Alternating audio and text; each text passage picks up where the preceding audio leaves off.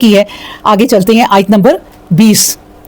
الم تراؤ ان اللہ, کیا کہہ رہی ہیں؟ 19 پڑھ لی ہے نا, تو اب ہم 20 پڑھتے ہیں. الم تراؤ ان اللہ, علم کیا نہیں, تراؤ تم نے دیکھا, ان اللہ کے بے شک اللہ نے سخرا تمہارے لیے مسخر کر دیا ہے, لکم تمہارے لیے. کیا مسخر کر دیا؟ یعنی مسخر کر دیا کا کیا مطلب ہوتا ہے کہ تمہارے سامنے چیزیں رکھ دی ہیں, تمہارے سامنے رکھ دی ہیں, تم انہیں یوز کر سکتے ہو. مسخر کر دیا ہے کیا؟ ما فی السماوات و ما فی الارض, جو کچھ آسمانوں میں ہے جو کچھ زمینوں میں ہے. واسبغا, اور اس نے اپنی تمام کر دی ہیں. واسبغا کا مطلب ہوتا ہے تمام کر دی ہیں, علیکم تم پر, نعمہ ہو اپنی نعمتیں. اس نے مطلب کہ یہ نہیں اللہ نے کوئی انسانوں کی طرف کنجوسی کی ہے کہ کچھ نعمتیں چھپا, دنیا میں جو چاہیے نا ہمیں دے دیا, کوئی کنجوسی نہیں کی. کسی ملک کو, کسی شہر کو یہ نہیں ہے کہ وہاں کوئی پھالنا ہو تو ادھر ہے تو ان کو جا کے کسی دوسرے شہر میں پھال لینے پڑے, ڈھیروں لگے پڑے, ہر چیز کے ڈھیر ہیں. اللہ نے کنجوسی نہیں کی, تمہارے آگے اپنی رکھ دی ہیں, زمین بھی رکھ دی, آسمان بھی رکھ دیا, یہاں تک کہ تمہیں تمہاری نعمتوں کے علاوہ زمین بھی دے دی, آسمان بھی دے دیا. اب تمہارا کام ہے کہ آسمانوں کو دیکھو, ریسرچ کرو, اور زمینوں کو دیکھو. سب چیزیں تمہارے آگے رکھ دی ہیں کل, تاکہ تم یہ نہ کہہ سکو. اگر کوئی کل بندہ کہے گا نا حشر کے دن کہ اللہ آپ نے تو مجھے کچھ بھی نہیں دیا, اللہ کہے گا بالکل جھوٹ, یہ فلم دیکھ لو, فلم چلا دیں گے اللہ, یہ دیکھ لو اپنی ویڈیو, گھر میں تم سوئے رہتے تھے, باہر نکلتے 2 قدم پہ اتنی نعمتیں تھی, ہاتھ بڑھا کے تو تم نے پکڑنا ہے نا. سوئے تو تمہیں ہر چیز نہیں مل جائے گی کہ گھر میں تم محنت بھی نہ کرو, کہیں بھی نہ جاؤ اور کہو مجھے کچھ مل ہی نہیں رہا, اور کہو کہ ٹائم پہ کھانا بھی ملے, ٹائم پہ چیزیں ہی ملے, ساری سہولتیں ہی ملے, اور کام کوئی کرنا نہیں. تو اللہ کہے گا بھائی 2 قدم چلتے دنیا بچھی ہوئی تھی. اب ایک جگہ اللہ قرآن میں کہتے ہیں نا کہ جب لوگ ظلم سہتے سہتے بھی ایک جگہ مر جائیں گے نا تو انہیں اوپر بھی سزا ملے گی. اللہ کہے گا کہ میری زمین کم تھی, یہ زمین بچھا تو دی تھی تمہارے آگے, چھوڑ دیتے اس شہر کو, چھوڑ دیتے اس علاقے کو, چھوڑ دیتے اس ملک کو, میری زمین تھی آگے چل پڑتے. تم ظلم ہی سہتے گئے, بلکہ ظلم نہ سہنا پڑے, نمازیں چھوڑ دی کہ یہ لوگ نماز نہیں پڑھنے دیتے کافر, نماز چھوڑ دی لیکن تم نے ملک نہیں چھوڑا. تو وہ پھر ہجرت بہت ضروری ہو جاتی. نبی پاک صلی اللہ علیہ وسلم نے ہجرت کر لی, مکہ تنگ ہو گیا. آپ سوچیں مکہ تنگ ہو گیا ان کے لیے, اور مکہ سے اتنی محبت تھی کہ جاتے وقت مڑ کے کہہ رہے تھے کہ مکہ میں تمہیں چھوڑنا نہیں چاہتا, لیکن میں کیا کروں. کیسے؟ اللہ نے کہا نکلو یہاں سے. اب اس لیے کہ اب وہ اتنے دشمن تنگ آ گئے ہیں ایمان سے, اسلام سے, کہ اب وہ مار نہیں جاتے اور قتل کرنے ہی آ گئے تھے نبی کریم صلی اللہ علیہ وسلم کو. رات کو پورے جتنے قبیلے تھے ان سب کے نوجوان تلواریں لے کے آئے تھے, اور سارے لوگ آ گئے تھے اور گھر کو گھیر لیا تھا کہ نبی کریم صلی اللہ علیہ وسلم کو مارنا ہے, نعوذ باللہ. تو نبی کریم صلی اللہ علیہ وسلم کو رات کو ہی اللہ نے ابھی کہا کہ آج نکل جاؤ, اور علی رضی اللہ تعالیٰ عنہ کو اب پھر بھی اپنے بستر پر سلا گئے کہ جو ان کافروں کی چیزیں میرے پاس ضمانت پڑی ہیں یہ دے دینا. دیکھیں ذرا.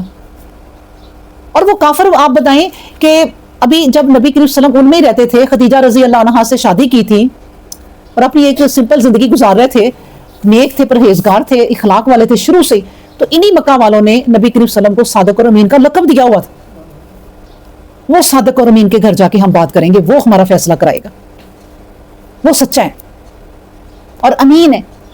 امانتیں اس کے پاس رکھواتے تھے کہ اور کوئی نہیں ہمیں بھروسہ کسی پر, تب بھی وہ امانتیں نبی کریم صلی اللہ علیہ وسلم نے کہا کہ علی تم ان کی امانتیں دے دینا. بتائیں, یہ ہمیں اسلام سکھاتا ہے اتنی چیزیں.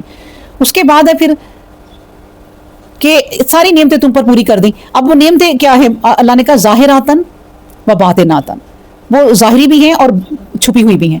یعنی کچھ نعمتیں جو ہیں تمہیں ظاہر ہو رہی ہیں اور کچھ نعمتیں چھپی ہوئی ہیں.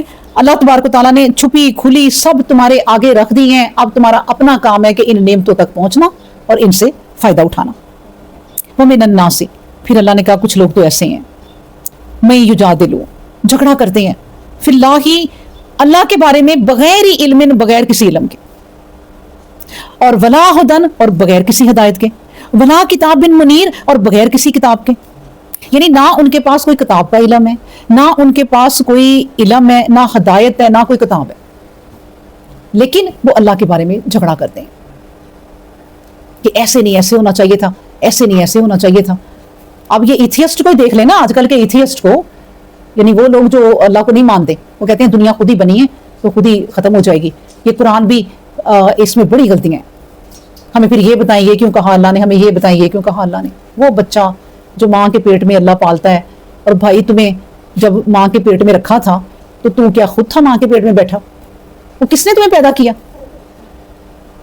اس رب سے تم اب انکار کر رہے ہو اور جھگڑا کر رہے ہو.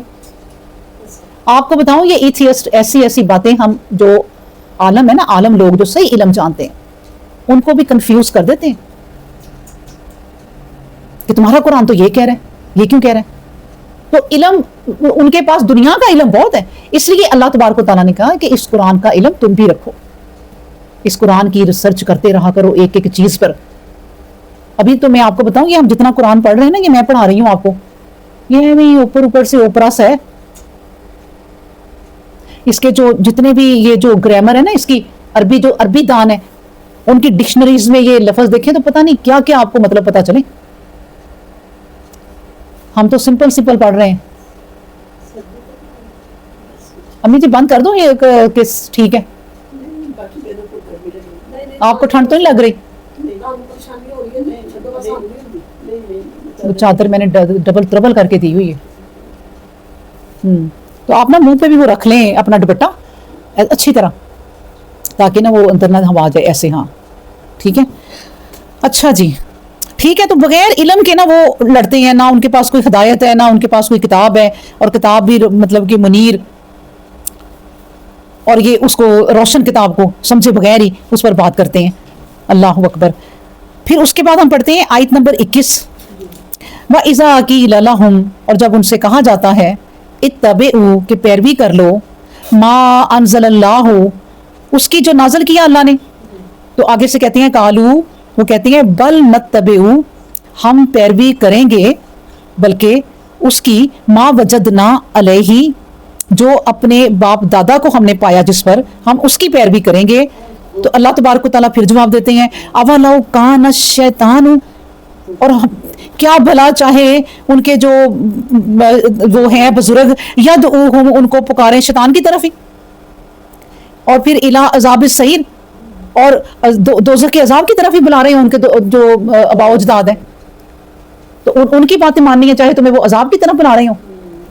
اللہ نے کہا کہ دیکھو, ان سے کہا جاتا ہے کہ بھائی یہ زمین و آسمان جس نے بنائے, ابھی دیکھیں ہم نے پیچھے پڑھی تھی بڑی پیاری آیت پچھلی دفعہ, مجھے نظر آ جائے کہ اللہ نے کہا کہ مجھے بتاؤ کہ یہ جو تم میرے سوا پوچھتے ہو جن مشرکوں کو جو میرا شریک بناتے ہو, پچھلے ہم نے ہفتے پڑھی تھی, مجھے یہ بتا دو کہ انہوں نے کیا بنایا. چلو کچھ تو بنایا ہوگا نا جو تم انہیں مانتے ہو, میرا شریک بناتے ہو. بات تو یہ ہے کہ دیکھیں آپ اپنی چیزوں میں تو کسی کو شریک نہیں بنا سکتے, کسی بھی چیز میں.